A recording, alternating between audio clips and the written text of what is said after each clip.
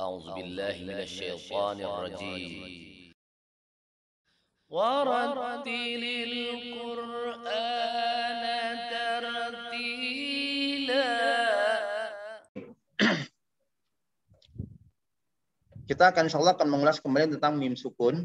Apa sih mim sakinah? Mim sakinah adalah mim yang berharakat sukun. Jadi tolong diperhatikan sekali lagi. Nah, hukum akan terjadi apabila kalian menemui dalam Al-Qur'an itu ada mim yang berharakat sukun, baru kalian bisa menentukan sebuah hukum yang insyaallah akan ada tiga bagian atau tiga hukum yang terdapat dalam mim sakinah. Ya, jadi kalian nggak usah harus bingung ketika guru kalian menanya, tolong kamu carikan dalam ayat atau ayat-ayat dalam surat-surat yang kamu baca tentang hukum mim sakinah. Kalian mana mim sakinah? Nggak usah.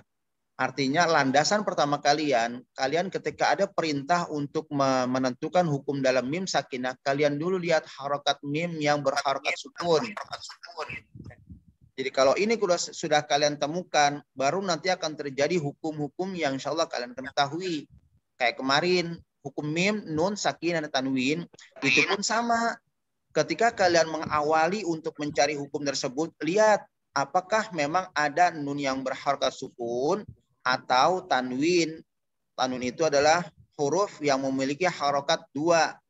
Ya, fathah dua dikatakan fathatain, kasrah dua dikatakan kasratain, domah dua dikatakan domatain. Baru ketika kalian menemukan nun sukun dan tanwin, lihat daripada huruf yang ada di depan. Itulah akan menimbulkan hukum-hukum yang ada dalam nun sakinah yang terdapat 5 hukum. Sudah kita lalui. Begitu juga mim sakinah. Mim sakinah adalah mim yang memiliki harakat sukun. Ya.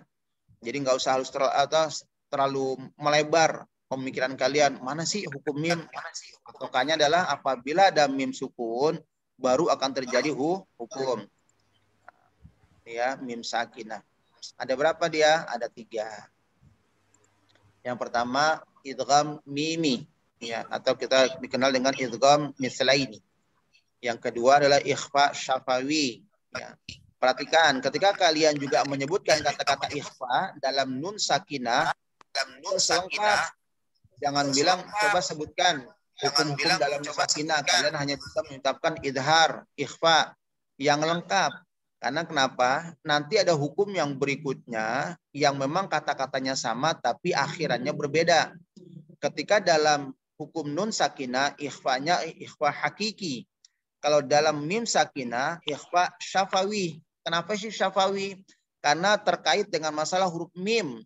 Ya, saya katakan huruf mim itu adalah huruf bibir. Ya, syafatain, mim. Mim, lihat. Huruf syafatain, huruf bibir. Ya. Nah, di sini juga ada idhar. Sedangkan di nun sakinah namanya idhar halqi. Kalau ini dikatakan idhar syafawi. Dari hukum nun sakinah ini ada 3. Bagaimana kita dapat menentukan 3 hukum ini? Kembali ke asal. Kamu lihat terlebih awal apabila dalam ayat tersebut ada mim yang berharakat sukun, maka kalian bisa menentukan 3 hukum ini. Ya, pertama hukum idgham mimi. Kapan sih dikatakan idgham mimi? Nah, idgham mimi apabila mim sukun, ya nak, Abi mengulang-ulang sekali lagi. Jadi apabila ada mim sukun baru timbul yang namanya hukum, yaitu 3 hukum. Mim sukun dikatakan idgham mimi apabila bertemu dengan mim yang ada di depannya. Ikhfa syafawi dikatakan ikhfa syafawi apabila ada mim sukun, mim berharakat sukun bertemu dengan huruf ba. Ya. Idhar syafawi. Kapan idhar syafawi? Nah, di sini sudah terlihat ada 2 huruf yang sudah mewakili dalam hukum. Mim mewakili hukum sebagai idgham mimi. Ba mewakili yaitu sebagai hukum ikhfa syafawi. Ketika bertemu dengan mim sukun, berarti idhar syafawi merupakan sisa daripada huruf-huruf selain mim dan ba. Kita kenal dalam huruf hijaiyah ada 28. Ya, 28.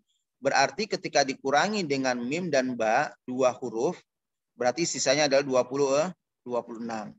Nabi tidak menulis 2 kali kata huruf yang 26. Cuman sebagai daya ingat kalian, idhar syafawi apabila ada mim berharakat sukun bertemu selain mim dan ba. Tidak usah kita sebutkan alif, ta, sa, jim, ha, kho, dal, dar, ra, zai, shin, nggak usah. Cukup kalian menyatakan idhar syafawi apabila ada mim berharakat sukun, ya, bertemu selain mim dan ba. Kecuali kayak kemarin, kalau idhar hakiki karena Israel hanya 15 harus disebutkan.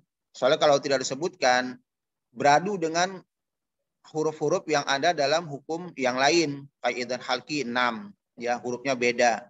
Idgham biguna ada 4, hukumnya hurufnya beda. Terus idgham bila guna, terus iklab. Dia punya huruf-huruf yang berbeda. Kalau ini kan kita hanya mengenal 2 huruf doang ini, mim dan ba. Sehingga kita mudah untuk menghafalkan bahwa idhar syafawi yaitu apabila ada mim berharakat sukun bertemu selain mim dan ba. Berarti dari alif sampai ya yang jumlahnya 28 hanya terpotong, tidak ada ba, tidak ada mim. Itulah idhar syafawi. Baik, paham nak ya? Nanti kita akan adakan tanya jawab.